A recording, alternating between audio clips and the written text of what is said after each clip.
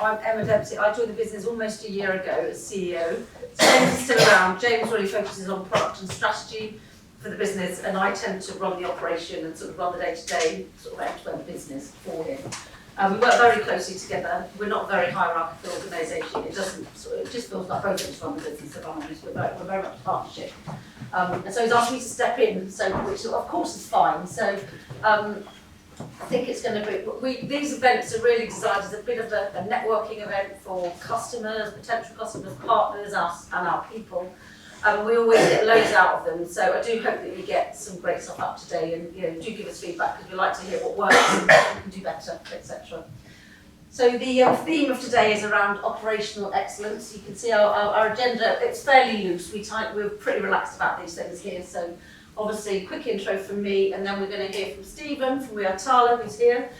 There'll be a bit of a break, and then from the Chamber of Commerce, Tony Knaggs, and then there will be a Q&A session, so an opportunity for you guys to ask some questions, and then a bit of networking. For those of you who haven't been on at all, want to, it's available for you to do so. But we are fairly relaxed, there's lots of us around, so just grab us if you've got any questions as we go through the day. Ben put out a question to all of our client database, I think, wasn't it, Ben, around sort of trading conditions for the next 12 months, because I'm not sure about you guys, but it's just so extremely volatile for us at the moment. We form an opinion, and then a week later we think it's going to look different, because it's very difficult to forecast what the world is going to do economically at the moment. But we were a little bit encouraged by this actually, because we just wanted to get sort of some confidence amongst the brands that we work with around trading conditions for the next 12 months, with 1 being poor and 5 being good. And you can see that there's quite a high level of confidence. 37.5% of people gave it a 4, or gave the kind of confidence levels in trading a 4. So which fills us with a bit of confidence, because as you guys will know, when we work with our customers, we try to get a forecast around what do you think your business is going to do, because we have to operationally kind of plan our capacity, and that gave us some sense of positivity, so we're feeling good about that. And when we think about operational excellence here in the business, we kind of threw around what do we mean by operational excellence, and I think there are people here who might have said, oh, it's how efficiently we pick and pack a customer orders. But I, as a quite an operationally sort of focused CEO, don't think about operational excellence just about picking and packing. I think about it the entire business process, the span of the business processes, so our finance processes, our sales and marketing processes. And as far as I'm concerned, for every single one of those business processes, we need to understand a set of metrics and KPIs. So what do we think good looks like, and what do we think outstanding looks like? And we need to measure ourselves against each of those. We set something in our business called OKRs, which quarterly we look at our OKRs to talk about, well, what is, and OKRs are designed to be kind of stretch. So if you really had to stretch yourself, what's an almost impossible task for the business to achieve in the next quarter, let's set that as our OKR, and then we work ourselves as close towards that as we possibly can. Hence us getting into the fastest growing businesses in the UK and all the rest of it, because we set our ambitions really high. And what I don't want to do is, in the operation, our COO does a brilliant job in our operation of setting a KPI, smashing it, and so we increase the KPI the next week, because there's no point in just constantly achieving good. We want it better and the best if possible. So for me, when we think about operational excellence, it really is taking the end-to-end business process and being able to measure it really efficiently and kind of track our performance against it. And it's important for us, because for James and James specifically, the reason we need to be operationally excellent is the idea that we have is we create a kind of perfect microcosm of what our business can be here, with our operation downstairs, our finance processes, our sales and our marketing processes, and our back-end processes. And then we have a cookie-cutter approach where we lift that up and we put that into other countries. We've done it in the US, we've done it in the EU, we're going to go to the West Coast of the US later this year, we're going to go to Australia, we're going to go to Canada. But we want all of those businesses operating with the same kind of business processes, with the same level of efficiency and metrics. And I like to know if our business is getting slightly out of sync. So if we're missing sales metrics, if I talk to Simon and we're not getting the kind of qualified leads that we need through the process, I know that that's going to impact my efficiency downstairs in 3 weeks' time. And so or 3 months' time, should I say. And so we really like to understand the relationship, and that's important, because we can't kind of pick ourselves up and grow around the world until we know that we're running as smoothly as we can. So if we move on. We asked our customers again, Ben sent out some people in the room, but customers have responded to this. Are our customers looking to improve their operations? And by that we mean end-to-end operations, Again, everybody's looking at it. 87.5% of people said yes, because you can never be the best. You can always improve. You move on, Ben. And do we use KPIs? And I suspect that's the same 87.5% who say yes, and the 12.5% who say they don't. So very, very heavily kind of measured sector that we work in. And we're used to using KPIs in every facet of our business. And the next piece was, are you looking to expand internationally? We're interested to know and understand if people are on that same journey as us of kind of making their UK business work and then moving internationally. Slightly different picture there, so about half of our customers are, which is obviously really encouraging for us, because that means if you guys want to expand, we can help you do that. And to that point, actually, we have a partner in placings, Jacob just about the, do you want to pop up quickly, Jacob? So we work with these guys at AVAST, who basically are experts, Jacob can talk to you about the business, they're experts in helping us set up in new territories and helping our customers set themselves up in new territories in order to expand quickly. So do you want to talk about your business briefly? Yeah, hi everyone, my name is Jacob, I'm from AVAST, so I'm a senior manager at AVAST. I'm joined by my colleague Piero and my colleague Mike as well, who are here today. Essentially, we help people expand to new markets by dealing with all of the tax compliance, regulatory issues. So for example, we already work with lots of James & James clients. We help them expand to the Netherlands, getting set up for VAT, getting set up for whatever they need, depending on how the business is operating. Not just Europe, we help people with Australia, the US, dealing with tax regulations in all of those countries. All the fun stuff, basically. But we, James & James, kind of want to work with a network of partners like this. We work with these guys, we also work with freight forward and other businesses. So if you say, I've got this great product or I've got this great brand and I want to expand into this market, but I don't know where to start, then if we don't have the expertise in-house, we have a number of partners we work with who can help you get stock into the location you want to go to. We can give you the fulfillment centre, and these guys can help you with all the tax and compliance. So these guys are around. They're not presenting today, but they are around. So if you guys want to catch up and ask questions, Jacob's around, right? Yeah, I'm friendly, so please feel free to come speak to me whenever you have any questions. Brilliant, thank you, Jacob. So, moving on from there, so that's it from me. I'm around. If you've got any questions, please feel free to ask. But we're now going to hear from Stephen, one of our customers, and talk to you about their journey. Thank you, Stephen.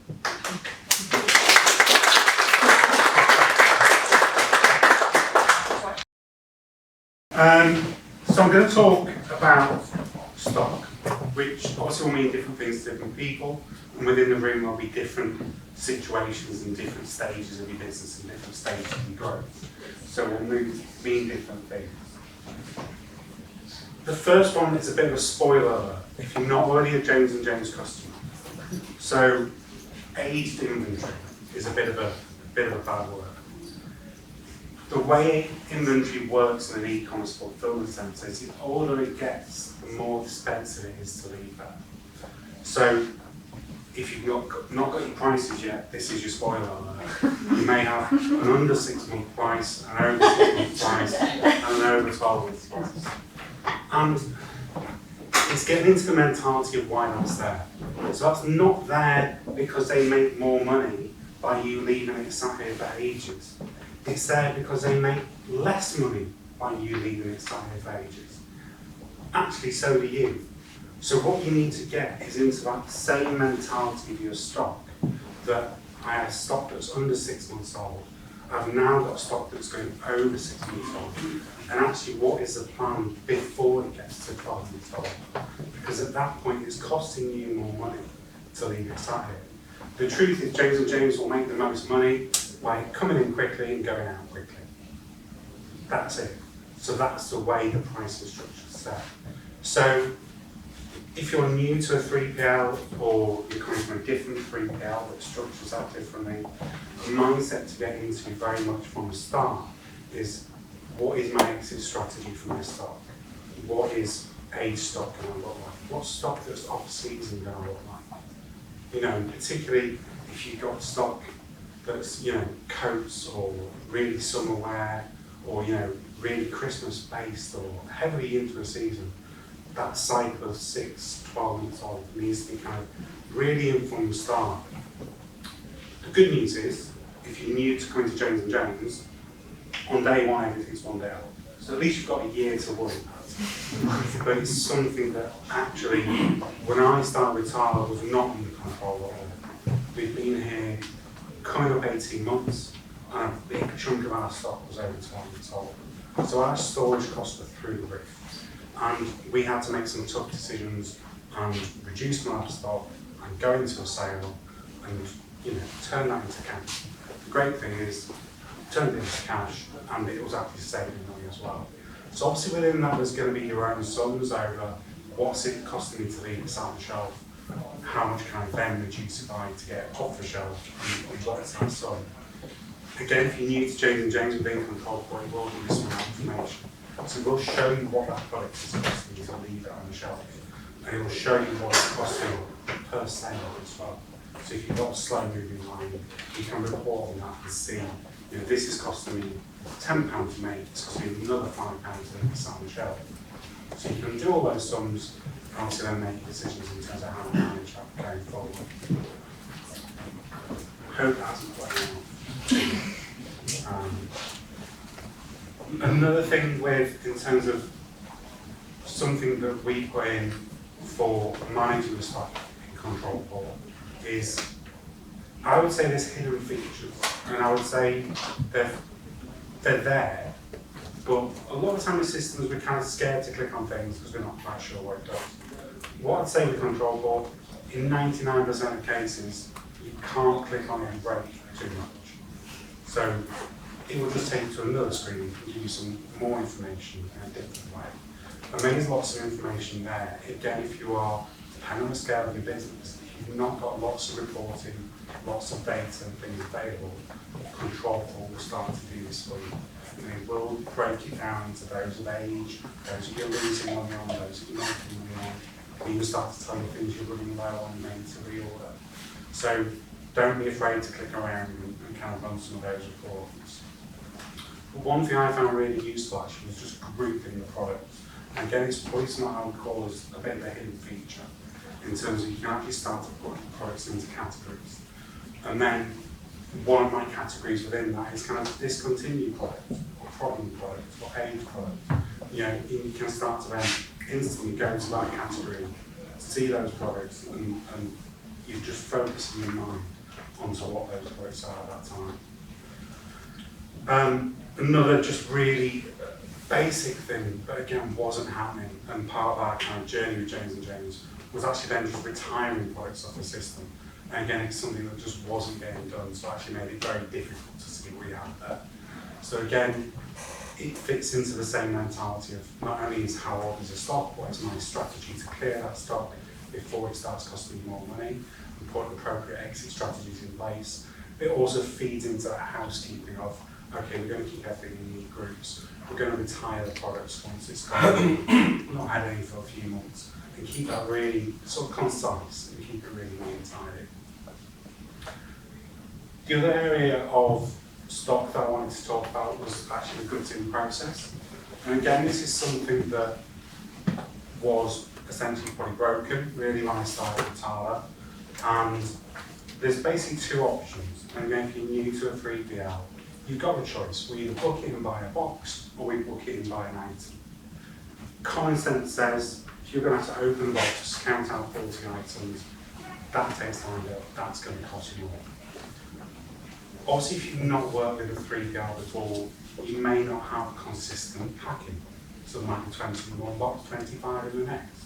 You might not have consistent labelling of the boxes. You might not have your brand name on the outside of the box. You might not have consistency in the size of the box. All these little tweaks and details will obviously take time to put in place for your supply chain. So you've got to speak to your suppliers, get a consistent size of carton, get your branding on the outside of the box, get a consistency of the quantity that's in the box. Make sure your barcode and your labelling is really clear. Make sure you've got put a barcode on the outside of the box. If it's 20 of the same item, pop the barcode on there. All these little tweaks, although it will take time to feed through your supply chain, at the point then when you come into a 3PL and they receive your stock in, that will change it from being a 3-day job to get that counted and put on the shelves into a half-a-day job to get it put in on the shelves. So not only can you get it on the shelves quicker, which means you can sell it quicker, it's cost you a fraction of the amount of money to actually get it on the shelves in the first place. So anyone new to a 3PL, anyone thinking of coming to James & James, that would be absolutely one of my top sort of tips in terms of getting it in here quicker at a lower cost.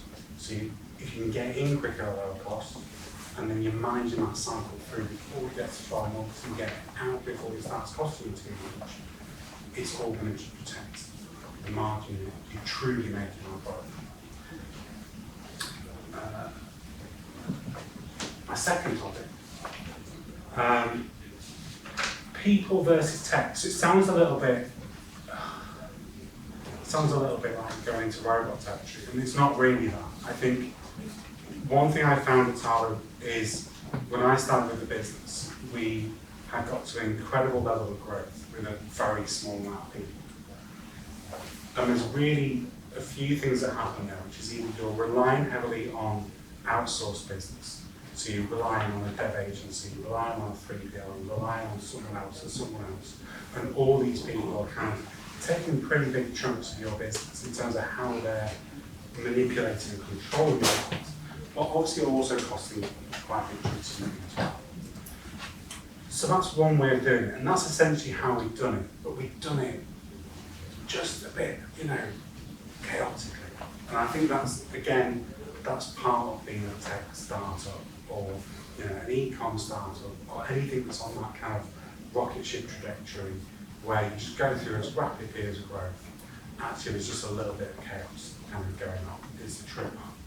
And really, when I came in, that was kind of the step we had to take then, is actually how do we take some more control over some of these aspects that we've kind of farmed out to other people, but also how do we set ourselves up for the next stage of growth. And that's really where the tech came in. And obviously there's an app for everything. So, we trade off Shopify, I'm sure many of you do as well. There is an app store, there's an app for everything. And every one of those will take $20 a month off you, which sounds great, and then before you know it, you've got 12 of those running. Or, they're taking 1% of your sales, which again sounds great until you've got half of them running at once. So getting it right is a really hard bit.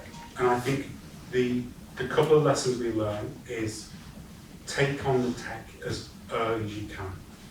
So it sounds counterintuitive because you're going to be spending money soon. But it does mean then it frees you up. And obviously, in early stages of growth, your time is worth more than anything. So if you can free your time up by taking the tech on board early, that's going to make the next 6 months easier. It also means you're moving less information around. If you're 6 or 12 months into a journey, you're moving 6 or 12 months of data, knowledge and learning, and you've got 3 people with you to teach the system, to bring on this new tech. If you're getting 2 or 3 years into it, you've got 2 or 3 years worth of data to move across. You've got a team of 12 people to train on the tech. You're going to start at a higher level of the pricing plan on that app or that platform because you're a big organisation. So the earlier you can get in with it, generally the easier it'll make your life.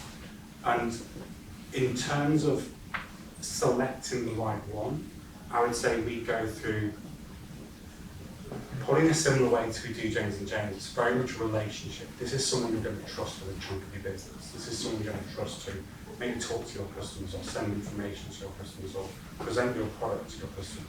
So you've got to have a level of trust, which means you've got to have a relationship. So we very much work with people that understand our brand, understand our product, understand our customer. They're not necessarily the biggest, they're not necessarily the cheapest, they're not necessarily the ones with the fancy presentations. It's just the ones that kind of get us. But I would say we've got this wrong probably more than we got it right, but we know now how to get it right. And that's it, that's to bring it in early, bring it in as soon as you can, move your data across to it. And that just sets you up for that next stage. And if you get a sudden burst in growth, a sudden surge in sales, or you hit a real peak in demand, you're fine, you're ready, you've got the tech in place to do it. And there is tech to do everything. One really key step actually when talking to any tech providers is obviously knowing your business. And I think one challenge in an early stage of a sort of startup or new business is we don't really have you know, we mentioned sort of KPIs and things like that earlier. You don't really sit down and set KPIs and measurements and track things. And that makes it really hard to have these conversations with a tech provider, because all they're going to want after you is numbers. That's the way they can understand your business, is through numbers they can explain what their products will add value to.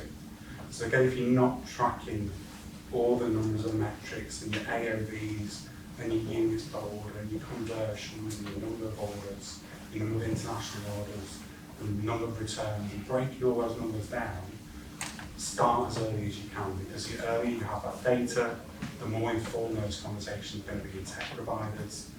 Again, you're setting yourself kind of a job in the future. So in 12, 18 months' time, you say, oh, I'd love to track all these numbers now.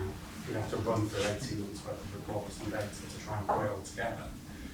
If you've started it from zero and kind of worked your way through, you're going to have that historical data to kind of refer back to. And it really is valuable when talking to any of the tech providers.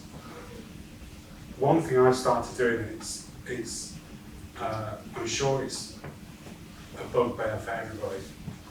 I probably receive 5 or 6 emails a week, someone trying to sell me an app of some description, something that's going to increase my conversion, something that's going to increase my open rates of my email, something that's going to ship things quicker or cheaper or faster, or they're trying to sell you something constantly, and my inbox is full.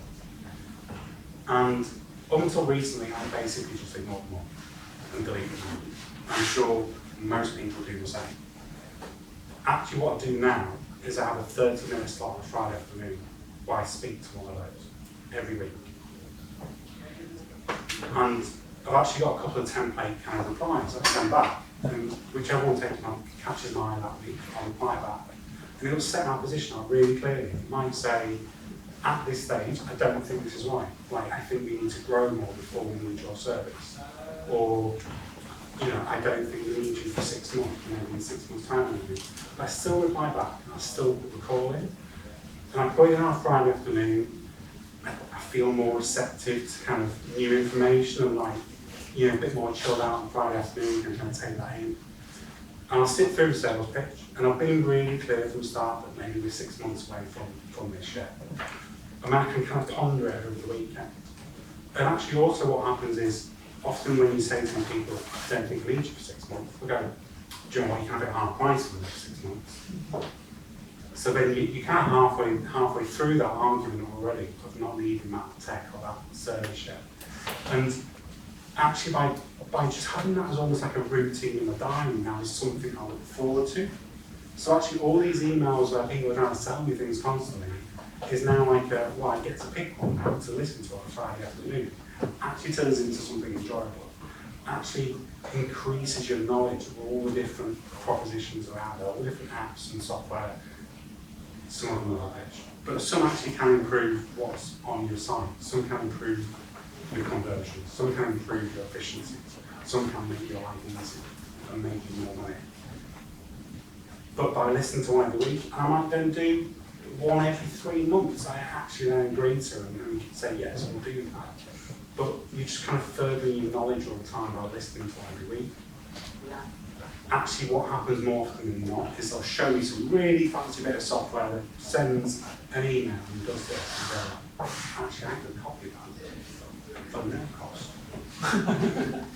So more often than not, what I actually sit through is a half-hour presentation where I'm furiously scribbling notes down or sending slacks to someone else going, we should do this, we should just copy this. We've already got the tech to do it. We're going to save a fortune, we're going to charge you £100 a month for this. And actually it's just a part of the Friday afternoon I look forward to. So it's turned from being a scourge of my inbox to actually one of the highlights of my week. And really just helps to focus your mind on what your kind of pain points are. And it's a really good starting point for conversations with tech providers.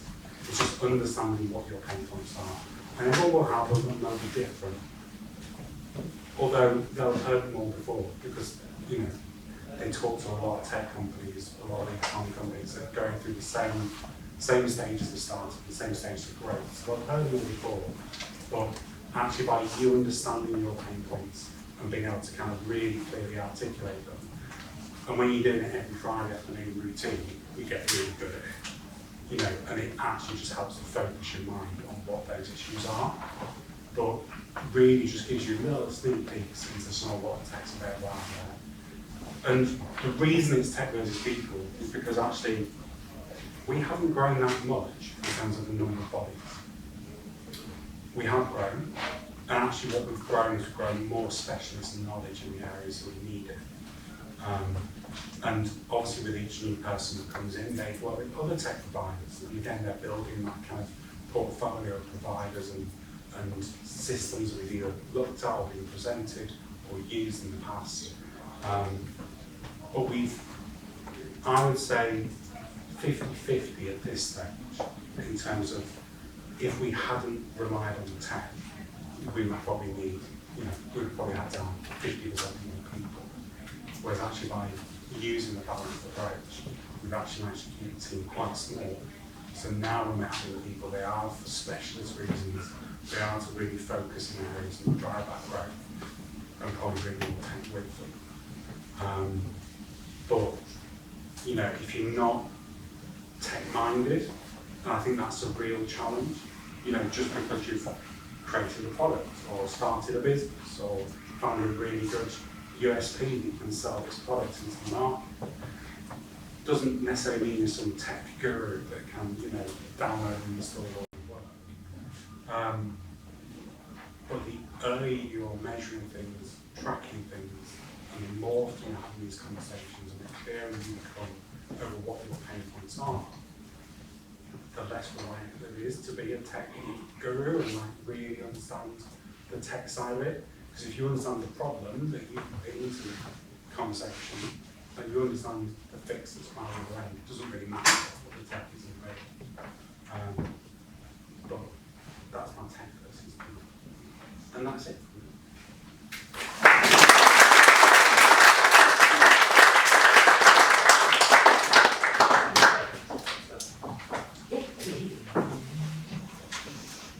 So that was a really great talk by Steve.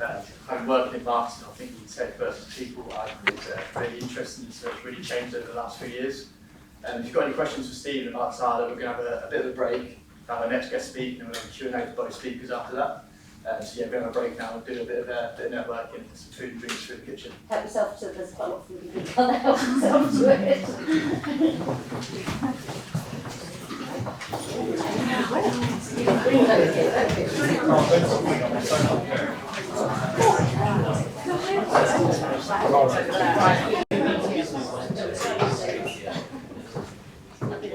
So, I hope everyone enjoyed the break. Up next, we've got Tony Knaggs who's going to talk around the business planning side of operations. And then after that, we're going to have a Q&A and we can talk to both Tony and Stephen. Any questions you've got about their operations and what they've discussed. So I'll pass you over to Tony. I don't think that's working. No. Is that working? Yes. Tony. Use me closet, Geordie Turn. Good afternoon, thanks for inviting us here.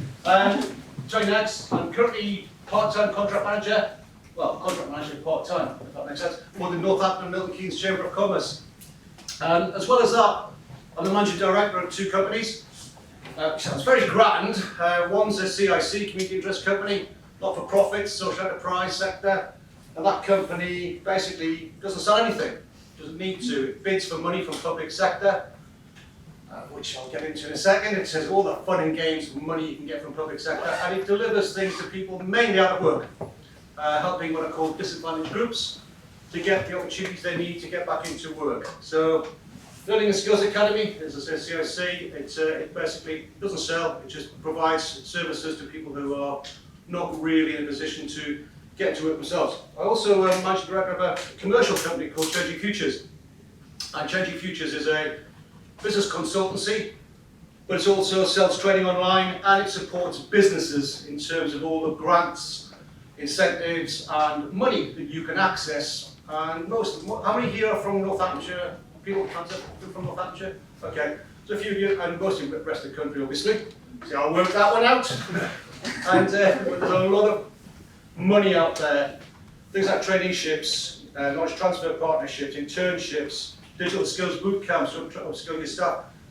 And that company basically promotes all that through another public sector contract, a European Social Fund contract, to help organisations, mainly SMEs, gain access to the funding, grants, incentives that's available. So why me? Why am I standing here?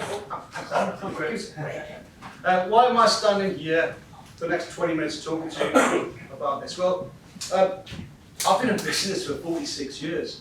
I actually started my first company, I took over my first company when I was 15, 16 years old. So I've done a lot of things wrong. And pre-techie, pre-mobiles, pre-BBC 2 it was, so this is how far back I go, in the mid-70s. And I've started 5 or 6 companies, I've worked abroad, I've done consultancy, worked with DHL, I've run logistics companies, I've run learning skills academies, I've run lots of things and public sector contracts, blah, blah, blah, blah, blah. And the reason I'm here today is I'm working, as I say, part-time, Chamber of Commerce, for those of you who have ever worked with, any people here members of their own Chamber of Commerce? Yeah. Well, what they do in terms of the services they provide, a lot of international work in terms of helping people access documentation and all the fun and games that goes with that, Steve and Tony Knaggs was saying earlier.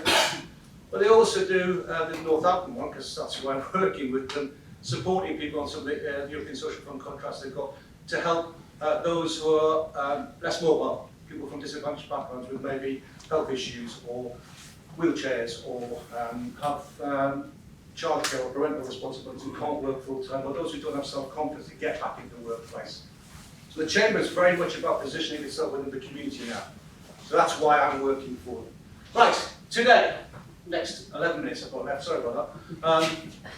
What I want to do really give you an understanding of all the bits I've come across over these years, right, wrong, indifferent, whatever you want, and you can all be. I'm not going to go into that. I just want to quickly run through background, scale-ups. You guys are pretty much scale-ups. I remember when the phrase scale-ups came into conversation about 20 years ago, and it was funny because the UK government took about a year and a half to decide what the actual scale-ups actually were. I started one once. I went to a little company called Barcodes, and I said to them, "Give us all your blank credit cards, mate, and I promise you I'll deliver them." And they went, "You're all right, here's £250,000 a month contract." So we went from 2 staff to 177 staff in 6 weeks. It was interesting. Give you a bit of background about the external challenges that I see affecting scale-ups, and you know, the challenges I'm sure you're all very aware of. A bit about CSR, corporate social responsibility, and its place in business, and then a little bit, well, quite a bit about effective business process delivery, just to give you some background to it all. So from my end, you're all scale-ups, you're all sitting here, you're high growth, you're all having problems, you can all read, you don't need me to go through that in detail, but I'll give you an example from this country at the minute. There's about 35,000 scale-ups that are known. The last figures were about 3 years ago. The East Midlands, where we're sitting now, 11% scale-ups, 5% of the money. London, 35% of the scale-ups, 41% of the money. What a surprise. You're in a position where scale-ups have got to keep growing to remain scale-ups. And how do you keep growing? Where are the problems? What do you need? What do you do? Well, most people want to scale again. I felt the information you said today, really good to see that 3/4 of your respondents were very positive about growth. Some people aren't, and some people don't know how to do it. What I want to try and go through this afternoon is some conversation around business improvement cycle, for whatever phrase you want to call it, project management cycle, whatever you want to name it. Try to help you to understand some of the business problems you will come across if you haven't already. External changes, and I'm just going to run through this. You all know this. Everyone's got problems post-COVID. Working practices have all changed. Nobody's 100% online anymore. Nobody's 100% in the office anymore. Where's the where's the norm? Brexit, access to EU markets. How on earth do you get your stuff abroad? Where do you go through the paperwork? What about bringing things in? Cost of goods, etc. Inflation, I think it's gone up 2% the last month, and it ain't going to stop. But it's affecting where we all are in terms of cost, and that affects price, and that affects cost, and that affects price. That's what inflation is. Quick point on this, dwindling investor interest. The amount of money into investments in scale-ups has gone down. During COVID, which is quite surprising considering investors have nothing to do except go online and give people money. As an average, 1.5 billion a year invested in new startup companies. The interesting bit is that most scale-ups are not new startups. Nearly 80% of scale-ups have been around for 20 years or more. So it's weird in terms of how do you attract more money to your business. Intense competition. As we go more online, there's more access to everything. More access for investors, more access to find other people that they want to look at. Huge interest in the tech market, obviously. And recruitment. Anybody here not having problems recruiting? Right? Yeah. It's yeah. Where do you want to stop? I don't know a single company that I've been working with isn't having a problem. Whether it be taking entry level, as I say, some of the projects I work with on the European Social Fund, with the Chamber, bringing people from very disadvantaged backgrounds, people who are maybe in a wheelchair. And I'm like, well, they're perfectly capable of working at a computer or working on a phone, they just can't walk. So why wouldn't you look at that as a recruitment area? Why wouldn't you look at people who are very highly skilled but can't speak English?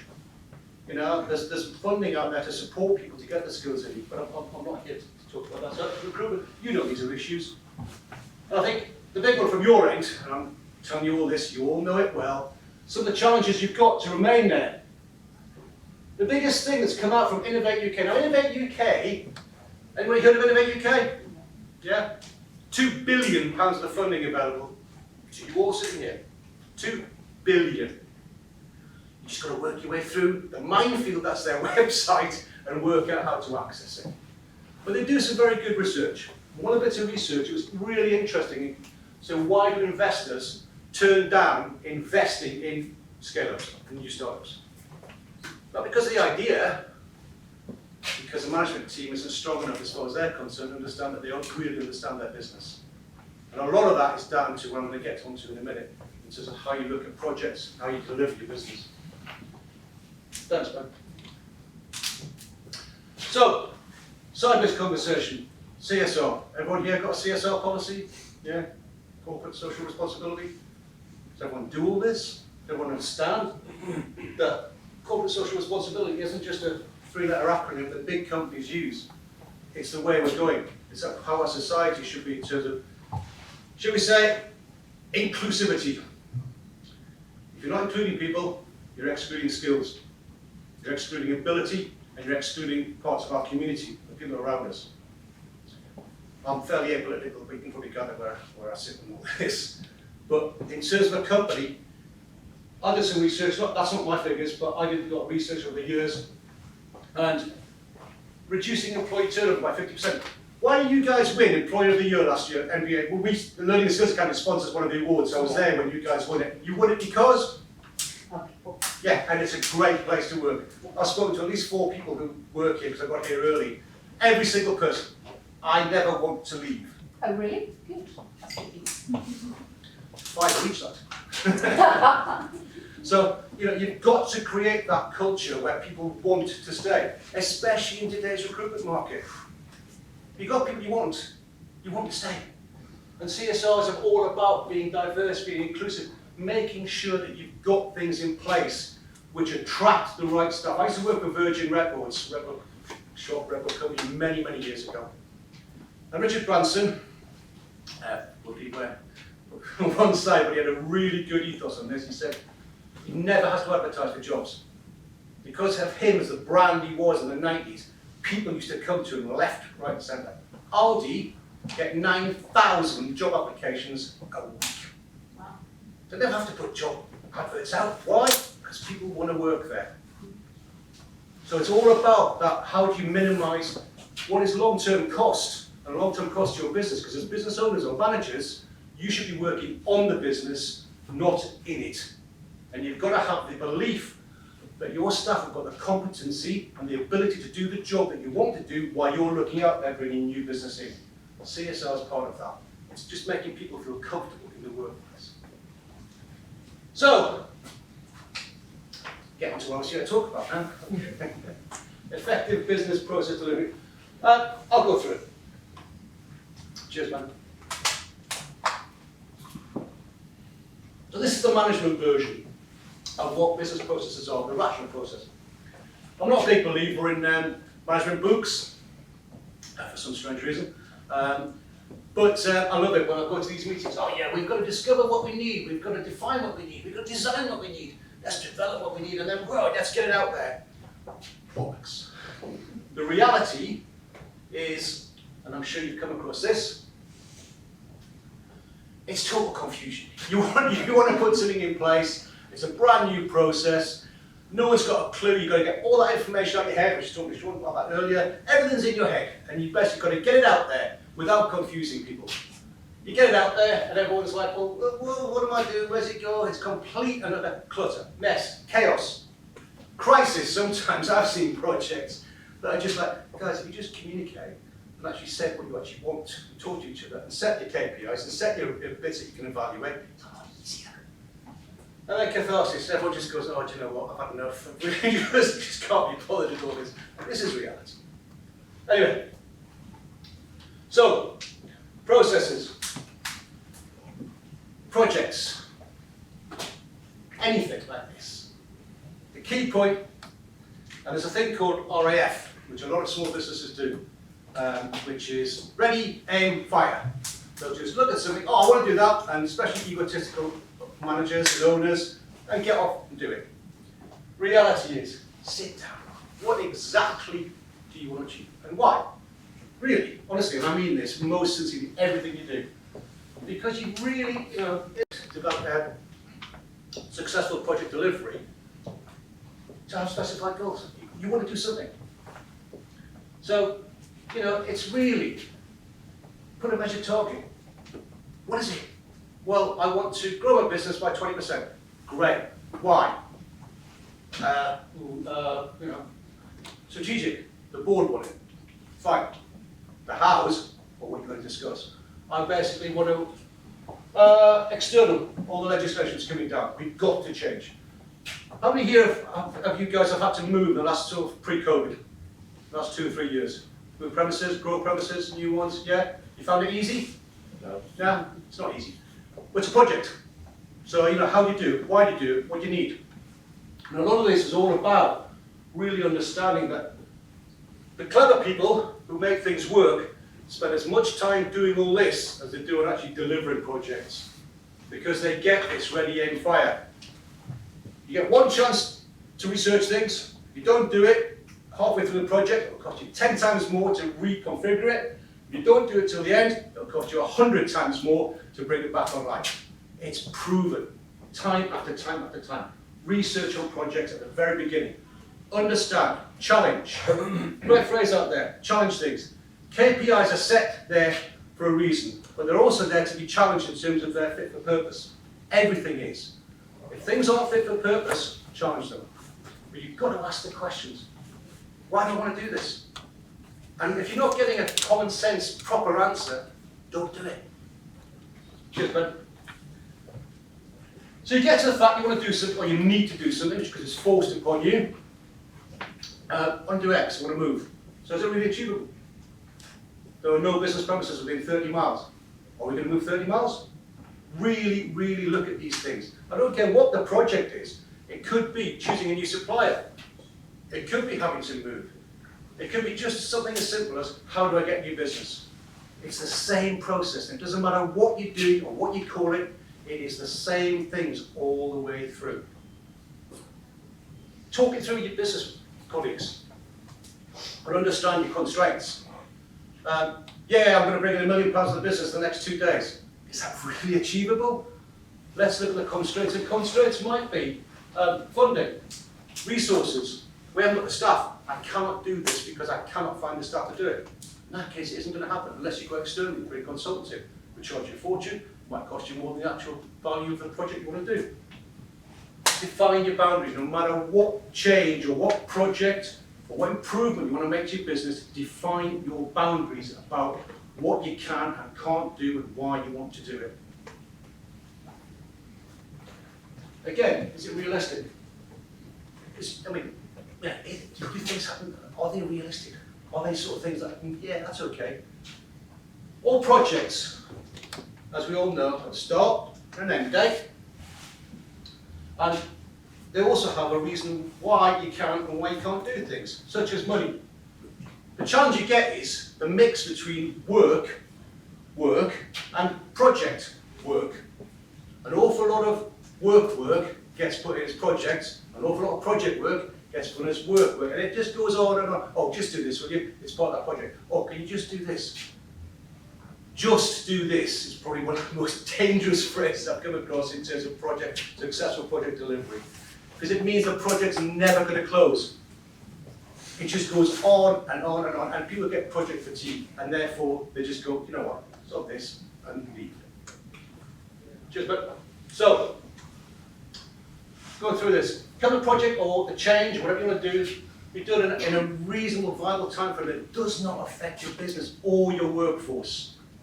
This used to be years ago, do a project, make sure it doesn't affect your business. Much more now about doesn't affect your people. Because people are the ones who've got to deliver this for you. If you're not motivating your staff to want to help you to change, they ain't going to do it. So you've got to look at this saying, right, it's a 2-year project. Everyone's just going to look at you and go, where's a new job, please?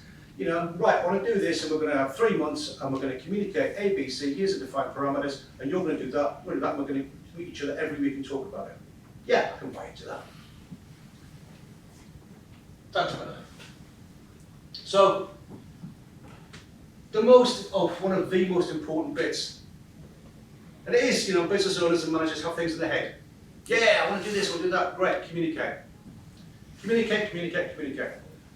And then you start off down this wonderful path, and instead of being gold laden, it's sort of full of things that you just sort of step over and try to avoid, because people don't sit back and fathom it. Look at what you've done.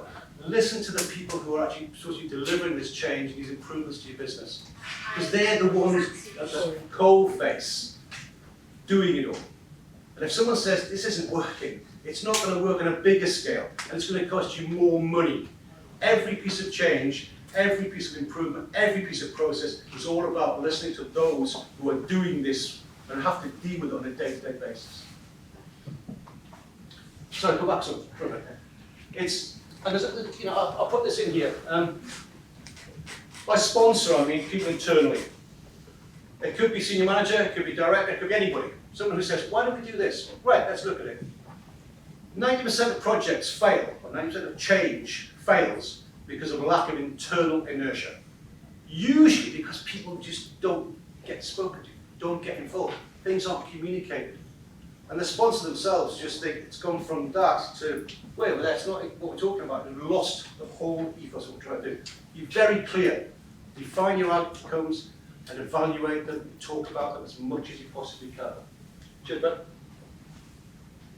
At the end of it all, well, not even at the end of it all, through it, make sure if people are doing what you want them to do, and I'm sure you do this, you recognise it and you reward them. And you say at the very bottom, thank you, well done.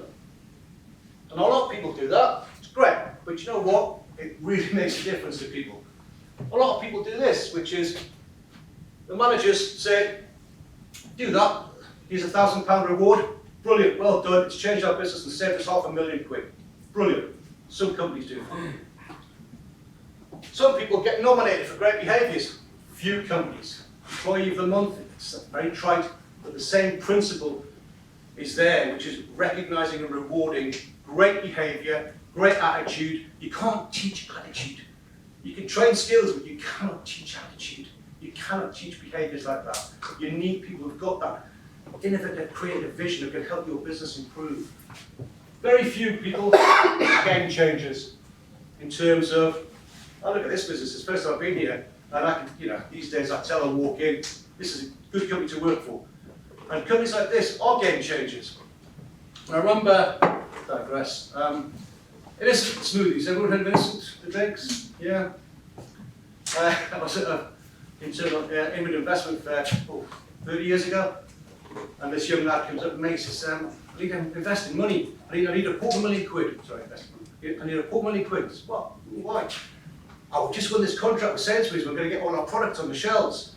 I need £250,000 to buy a warehouse. and get the production stuff. And I went, so you've got a contract? Yeah. You don't need full money for investment, just go to your bank, they'll give you the money.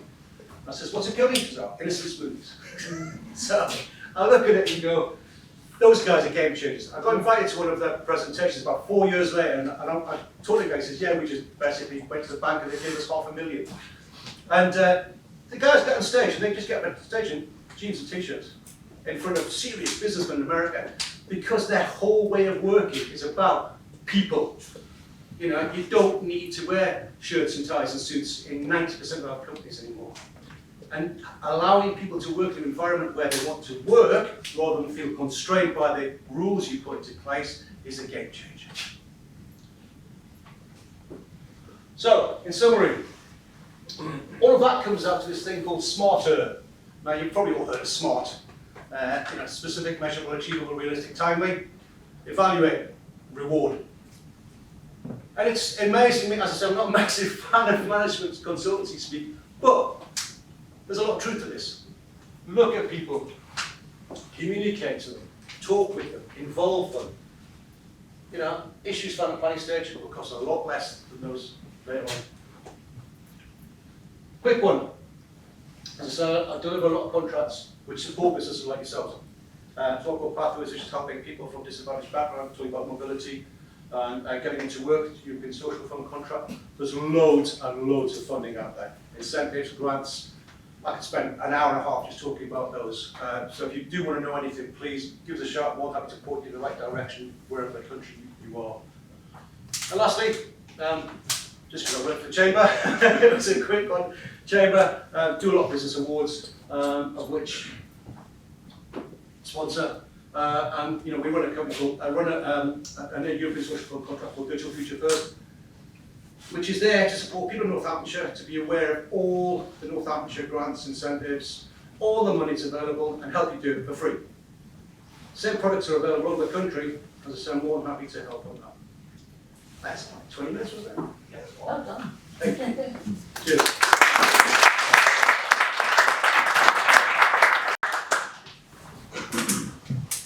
So we're going to have some time now just for questions for our two speakers. So Steve and Tony, do you want to come to the front and we'll do the right questions?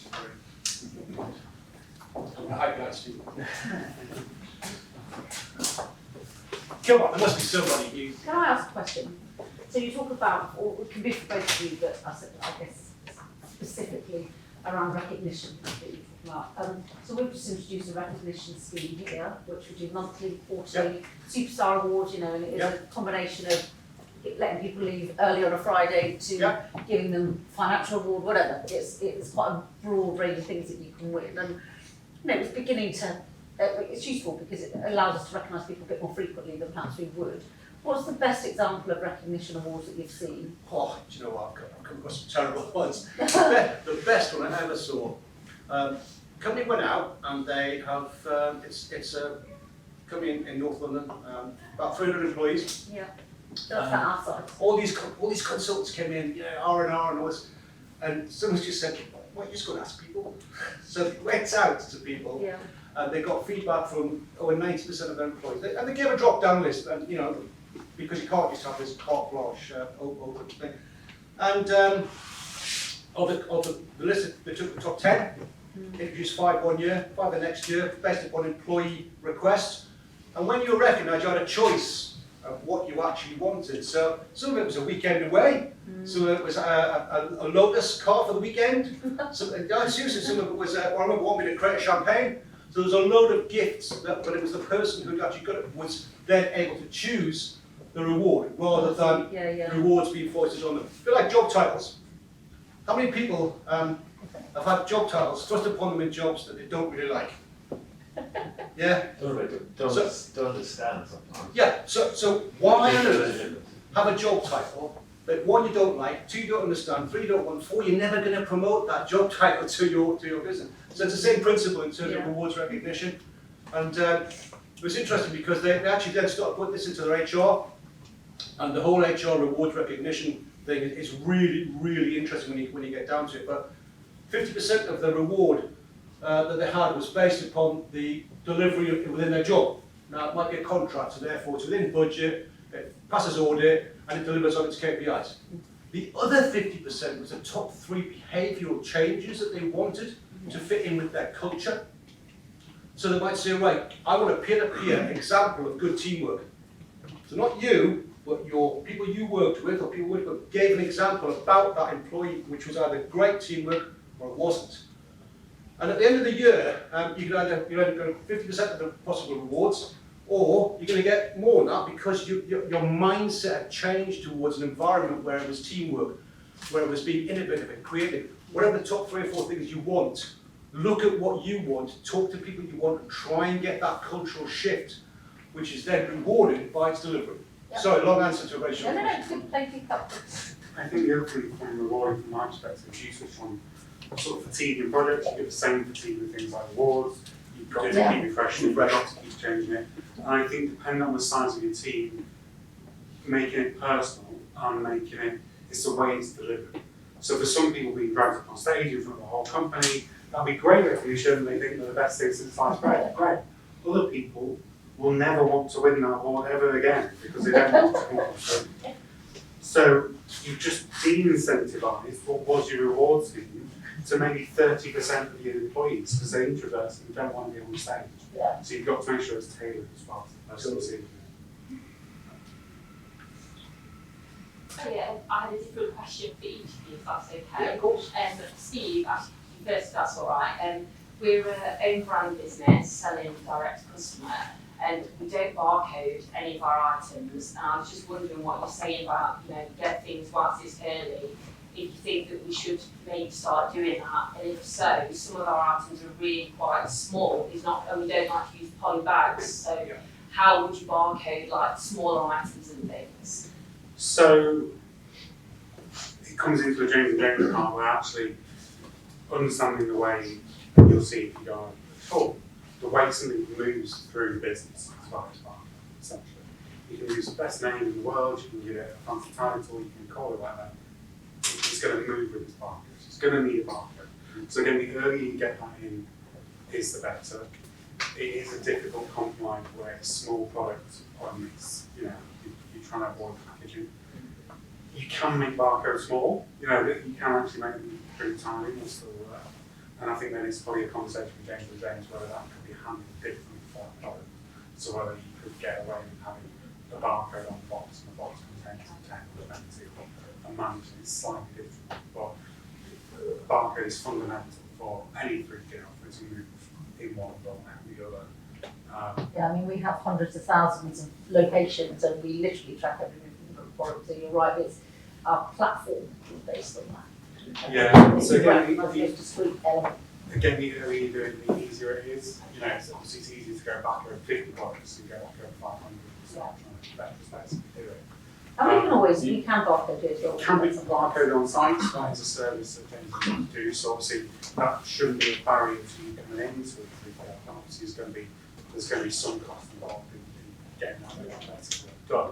So if you can get that implemented early at the point of source, then it's going to save some money. Definitely worth a conversation in terms of whether something can be done on something. So I tell you what as well, I work with a company called Dryroll. We barcode everything because it cuts out cost. Every company we go to, every 3PL, whatever, they always say, do you barcode your items? Yeah. Yes, we do. Okay. And it kind of like, instead of them going off on a different tangent and trying to potentially say they do it themselves and it costs money, you can do it yourselves. Or you can get it done at source. And it doesn't matter the size of it. You barcode it. Yeah, and it works for anything as well. So even if you want custom packaging, Yeah. or box, or an insert, or leaflets, or barcode, it's the easiest way to move that Can I just through. say one thing as well? If you're going to work, if you're going to deal with Amazon are very good at, you've got to use the right avenue of getting the correct barcode. All right? Yeah, we used to barcode for Amazon, we stopped using them, so we stopped barcoding. So. Okay, thank you very much.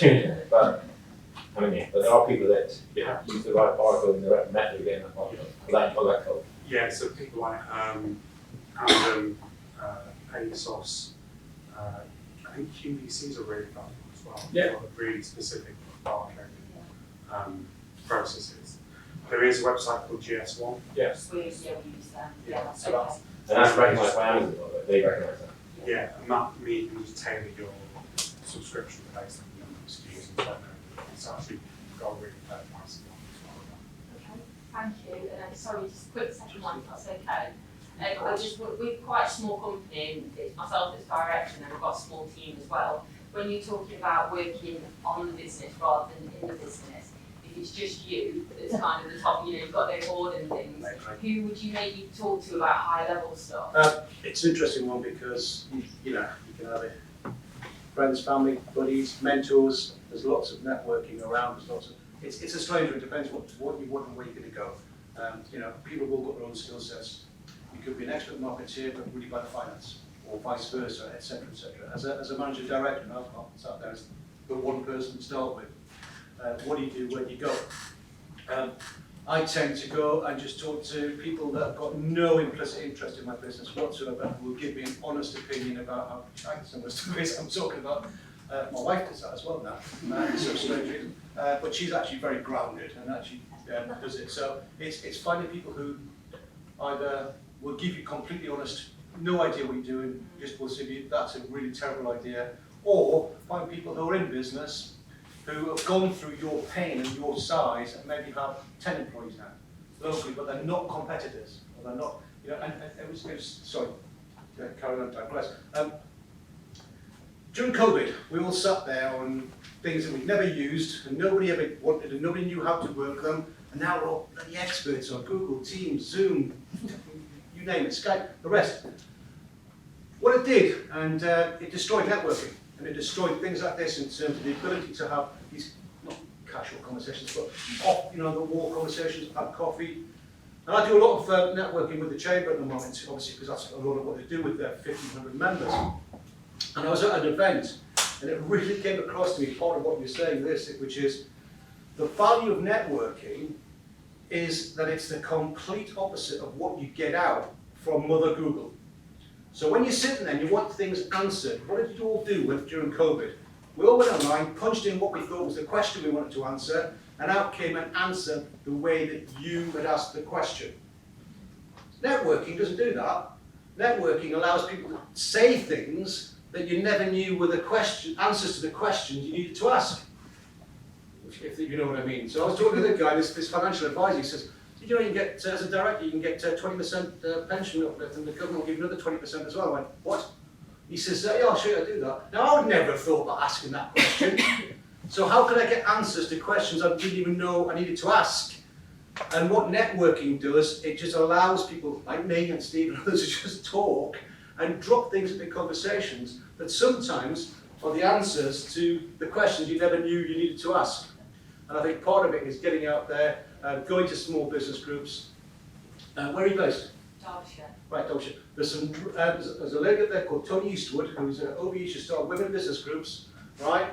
Quietly introduced you to her. She's won awards. She used to do this thing called Beyond 2020, which of course it is now. Now she's going towards 2030, and she wins funding for it. And she's set up incredible women business groups. And it's all about supporting women and businesses and startups. And she's based South Yorkshire, which is not that far from Derbyshire. She's not Englishire. Tony T-O-N-I, Tony Eastwood, OBE, for the brother's efforts. Right. Sorry. I'd say the only other thing is, obviously, if you are kind of in the business and running business, it's just managing your diary and blocking your time. In terms of, you touched on kind of project work and work. And I would block big chunks or whole days of project work. And that could be a Friday, and you say to them, basically, I'm not available on Friday, I'm not here. And actually, over time, they will also shift and ask you questions on Tuesday and Wednesday instead of Friday. And your day will naturally just start to become free. And that can be a bigger project, actually running the business time. And do you know what your point earlier, sorry, carry on with what you said. Your point earlier about, you know, you do your Friday afternoons looking at your what was spam email. Yeah. I approached us, approached a Barcode card, and I thought, great, aren't I brilliant? Get through the Barcode card, get this £3 million a year contract, dead easy. About 8 years later, I realised that what they do is every part of their process, they make sure that the supplier they've got is the best supplier that's available at any one time. So if anybody approaches them at the right time, they'll give them a meeting because they've got to have at least 3 other people every year in different parts of their business. The only business worth their salt, that's what they do. And I'm really impressed with that, mate. So it was just. I'd say the other thing to remember is they're trying to sell you something. and everyone has a target. Targets come out at the end of the month, at the end of the quarter, at the end of the year. So you put meetings in at the end of the month, at the end of the quarter, at the end of the year, you're probably going to get there. So if you're chasing this after that product, or you're going back for a follow-up call. Yeah, find out when their financial year ends. Fridays are good because it's always end of the week. So, you know, the last day of the month, Friday afternoon, quarters, months, and years will always do. I like that, mate. I like that. Just wondering what the best e-com tool for conversion you found is, For measuring conversion or or fashion for achieving better conversion. So, I think so we use things like Hotjar, which will measure kind of customer's journey on the site, and that doesn't in itself give you conversion. What that does is understand the customer's journey. So then you've got to look it through their eyes. So if every customer's going to your returns page, or if every customer's going to what your delivery charges are, that's clearly going to be some of the barriers to conversion. So then by understanding that journey, you can start to look at some of the barriers. You know, it doesn't mean you can necessarily fix them. And I think that's the challenge. But if you can see that, you know, customers' journeys are going to the returns page, seeing what returns policies and dropping off, there's clearly a problem. You know, we went through a period of pain. We had a bad returns policy. We didn't localise currencies for different markets. You know, we didn't offer next day delivery, things like that. And as each of those things have been introduced, it's improved conversion. It's just chipped in a little bit more. But I would say things like Hotjar are quite useful just in terms of seeing it through a customer's eyes. There are platforms you can use as well where you can put your, obviously there's a fair cost, you can get kind of market research, you know, so you can put your website in front of people and they will just give you brutally honest kind of feedback. But, you know, being able to find your returns delivery information easily on the site and then take away as many barriers as you can in those areas will kind of improve conversion. Hotjar does an interesting job of tracking the journey, which I think is the first stage to the conversion. Just the non-technical version, if that's all right. Yeah. I was saying, black and white tellies about that. None of you know what I'm talking about, do you? Just leave it. So, value of today. You'll meet people and they'll talk about things you never knew about. I was talking to you earlier, didn't know anything about your business earlier. Several of you here, really good stuff. And I'm like, yeah, we'll talk to you guys about other things as well. I tend to find that when you're out there and you're in groups of 30, 40 people, then those little conversation pieces about the challenges that a business is facing, the issue. I've got a problem with X. Well, if that company, is it sector specific or is it just business specific? Because it's sector specific. Every other business in your sector doing what you do has probably got the same problem to a degree. And then you're into, okay, can we create a campaign or create some way of generating leads or generating business to get in front with an answer to some of that pain? Because we all know trying to get new business is not about the stuff we send out, it's the conversations we have from people coming back in. And I've tended to found that hearing some of those challenges, I went to Barcode because I was going out the girl in the fraud department and she said they're losing 166,000 cards a year in the post. And I was like, well, why don't you just use motorcycle colours, I'll give you an audit trail. And she went, you like that, you clever. So I did. But then I went to the other 23 credit card companies in the country and turned that into £17 million a year business in 7 years because they all had the same problem. So it's all about that conversion, but understanding the pain of the people you're trying to target, if that makes sense. So I'd say the only other point for e-com conversion is actually, we also have laptops all day, make our websites look beautiful, and then all our customers are on their phones, and it's all been shifted and squashed and stretched, so it's different. So during launches, when we do a midday launch, we can see around 80% of traffic is looking at that. So I think it's just, again, it's looking through a customer's eyes, whereas, you know your website inside out, but you're always sat on your laptop. Seeing it from a mobile perspective, you can use kind of tools and Chrome and things like that, and actually view it on different phone sizes and resolutions and things, and just make sure, obviously, if you say on Shopify it's telling you that's where your slip of customers is coming from mobile, make sure you can have mobile first in terms of laying your website out. I had a follow-up on the earlier question. So you mentioned about the schemes and programs stuff that are in comment. We are in that 8% you said about for Scaleups. So we go 20 years file sale, 2-3 years ago, D2C. Yep. Was opened. So we do Shopify based, we sell Amazon as well. So it's a case really of, is there any sort of top schemes or top funds or top programs that you think That's what you want to do. businesses fit? Innovate UK for research and development. These grants start at $250,000 upwards. And I know several organisations that help you access it, if that makes sense. And there's just hundreds of schemes that they've got. The trick is navigating your way through the process. Because getting the money, once you've understood the process, is reasonably straightforward in terms of research, development, innovation to change your business. Funding that's coming down the line which might support your business, it's a thing called UK Share Prosperity Fund. All the European money is ending next year. In terms of developing your staff, yes, there's loads of funding online now. Got a thing called digital skills boot camps. Digital skills, free training at level 3, which for those of you who are older enough is A levels. And it's free. They sit there, it's online, stuff can do it at their own convenience. And there are hundreds of courses, hundreds of bits that you can help to upskill your staff so that you can actually turn the opposite way and look at what you need to do, because as managing director of a company, your real job is to grow the company and keep what you've got safe. And you can't do it if you're import, but there's a lot around there. I think, where are you based? Yeah, so I used to work for a company called Exam Plus, based in we're in St Albans, part University of Hearts. Access to about 120 funding streams a few years ago. Loads of stuff around there. I work with a local authority down there, a local enterprise partnership. I'll catch you later, I'll give you a few contacts if you want. Okay, thank you. Just to ask on the research side, on customer base, is do you do external research? How do you gain to find out, sort of who you're appealing to? So the difference between who you're marketing to and who actually you then discover are your core customers and your most valuable customers. Yeah, I think it's a great point in terms of what you're thinking you're making it, who you think you're making it for, is probably not who's actually going to buy it. I would say with a slight exception to that rule, in that we were founded through kind of Instagram, YouTube, social media, and influencing. So actually, one thing they do really well is actually break down segments of your customers. So you know the age of your customer, the location of your customer, the gender of your customer. So we had all that data from day one, from things like Instagram. So I think that's, with probably a slightly bad example in that sense, but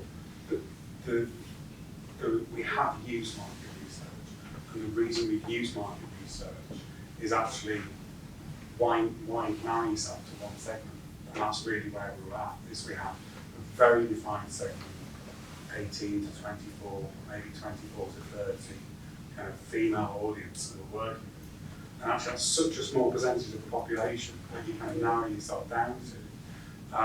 So the market research really for us was more about what do we need to do differently to then expand that. And obviously then that comes into diversity, so it's diversity in the model, diversity within just your kind of tone of voice or your language or your explanation, but particularly things like the models and how you present the product make a big difference. Yeah, the market research I would say was mixed for us, just because we I think had such a clear understanding of who we had already in our pot. It was more about who we wanted to get, or who we're most likely to get into our customer base. But we also use, you can do a customer survey. So if you really don't have that data, put a survey out with a £200 gift card, and it could be 3 or 4 questions on a Google form. That's, age or gender or interests or hobbies. It might be a little bit old school, and you have to kind of pull data together on CSVs and Excel and things like that. But, throw a gift card out there and for a couple $100 you'll actually get quite a lot of data. CSV tools? Well, I love CSVs. I do. CSVs are probably my tech hat. That's great. Great. It's the easiest way to get brilliant through systems. It's just a universal one. Brilliant. There's actually, you get the, you were talking apps earlier, there's Octane AI. that you could do like customer quizzes on your site, and it's we don't have it yet. We're gonna probably dive into that and add that app, but it's something that like that's zero party data, right? That's data that your customers are giving you voluntarily that you can use to remarket back to them via email, SMS, stuff like that. The email and SMS are your first party data. So once you get all of that stuff coming in zero party, you can use that in your first party data, and then that'll give you your market base for who you're selling to and everything like that. Yeah, I mean, obviously at the tech level, Google Analytics and things will have all that data there. What we actually use at post-checkout is a really simple way to find out about Instagram, Facebook, and web. And actually, we just use that to verify the Google Analytics data. It costs about $20 a month for that form of checkout. Pick up on your customer service bit. I tend to find that they're not techniques, so it's fine. You just go to your customers, and the next time you meet them, why did you use us? What are you getting out of this? Same thing, it could be a questionnaire, it could be, other than the amount of customers you've got, obviously. But your account manager should be out there talking to your clients. What is it that's good? What can we do more of? Why did you actually use us compared to anybody else? Because that answer, again, what I said about 10 minutes ago, gives you potential marketing tool to actually go to other companies and say, hey, we can do X. We're great at delivering A, B, C. But if you don't ask your customers, guess what? They're not probably likely to actually tell you why they used you. Just important. Just a quick question for you, Steve. Just out of interest, which CRM system are you using at? So we use Klaviyo at the moment. I think that is. Yeah, so I think we're probably at a point of reassessing that a little bit at the moment. So again, I think with all tech there's a different solution for each stage of your growth, and obviously the scale, and that depends some of that on the pricing structure of level of integrations that are offered.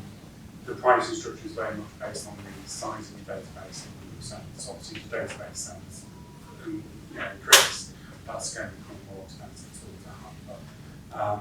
But I don't massively get into Klaviyo. I can get around it and I can do that. But the ability of it is Thank you. Is there any more questions? Excellent. So, round of applause for Tony.